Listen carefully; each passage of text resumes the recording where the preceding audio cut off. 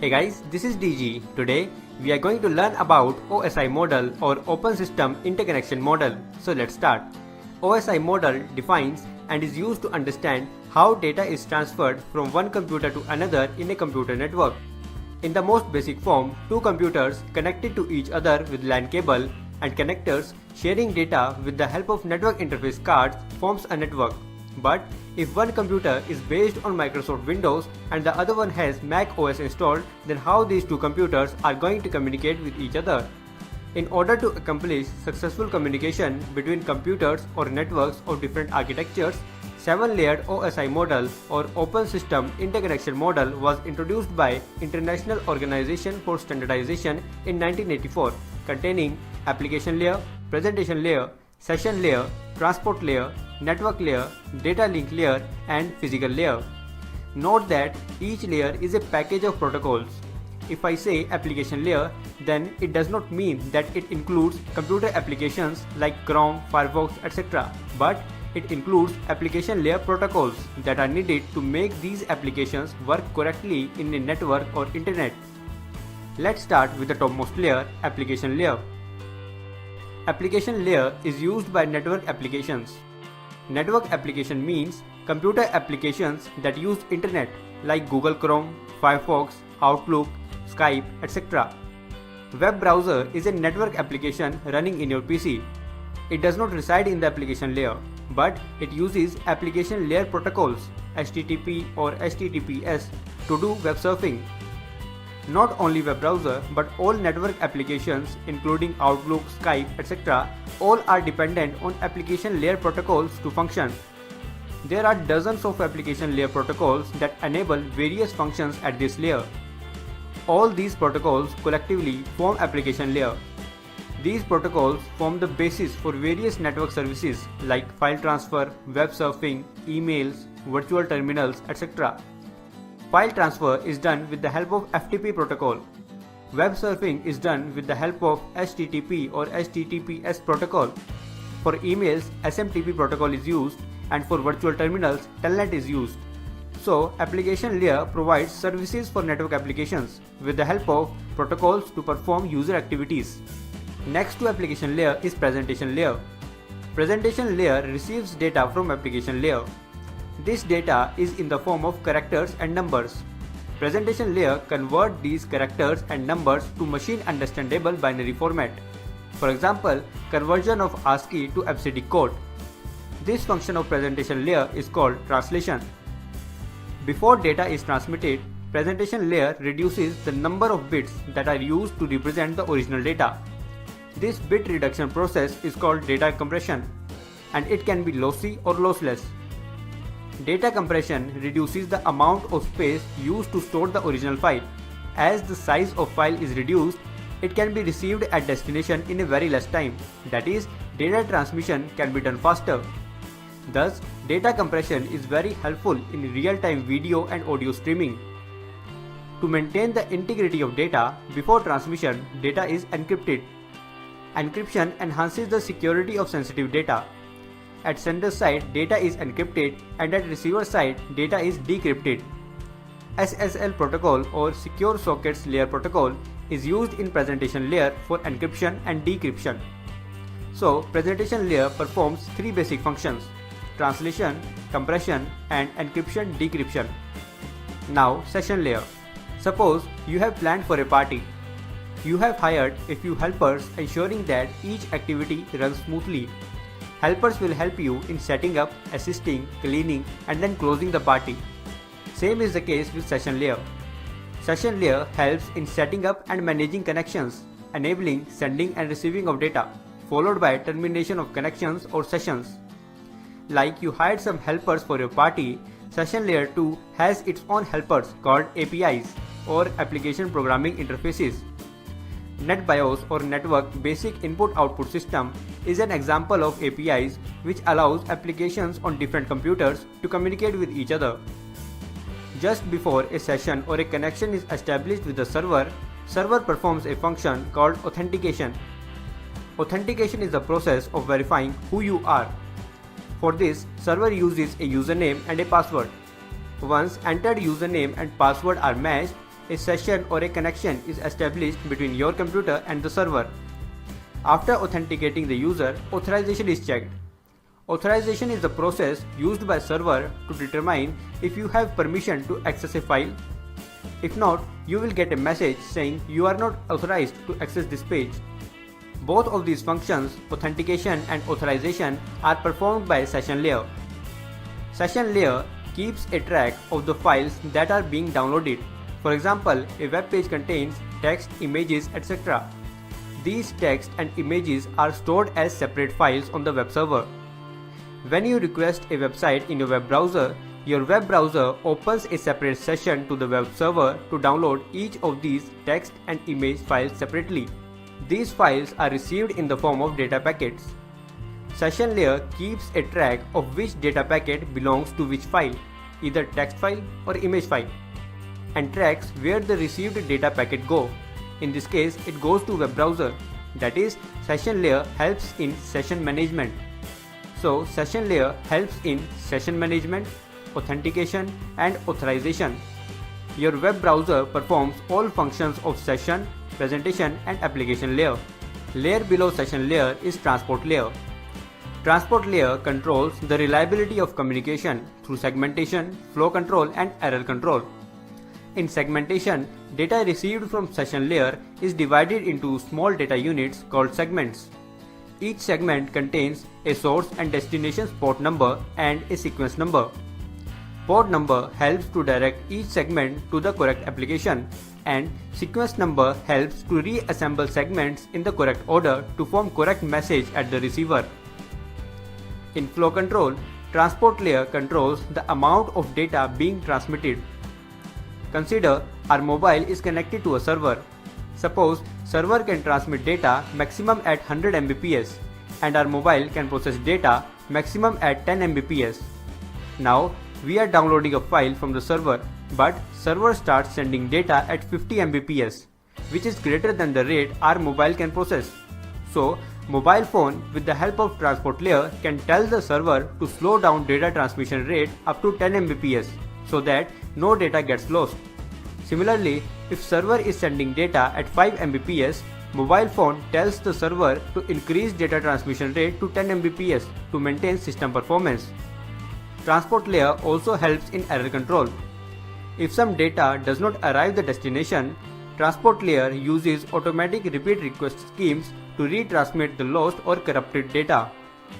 A group of bits called checksum is added to each segment by the transport layer to find out received corrupted segment. Protocols of transport layer are Transmission Control Protocol or TCP and User Datagram Protocol or UDP. Transport layer performs two types of services: connection-oriented transmission and connectionless transmission. Connection-oriented transmission is done via TCP, while connectionless transmission is done via UDP. UDP is faster than TCP because it does not provide any feedback whether data was really delivered, whereas TCP provides a feedback. Therefore, lost data can be retransmitted in TCP. UDP is used where it does not matter whether we have received all data.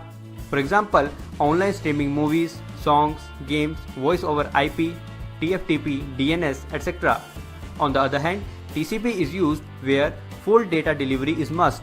For example, World Wide Web, email, FTP, etc. So, transport layer is involved in segmentation, flow control, error control, connection-oriented and connectionless transmission. Transport layer passes data segments to the network layer. Network layer works for the transmission of the received data segments from one computer to another located in different networks.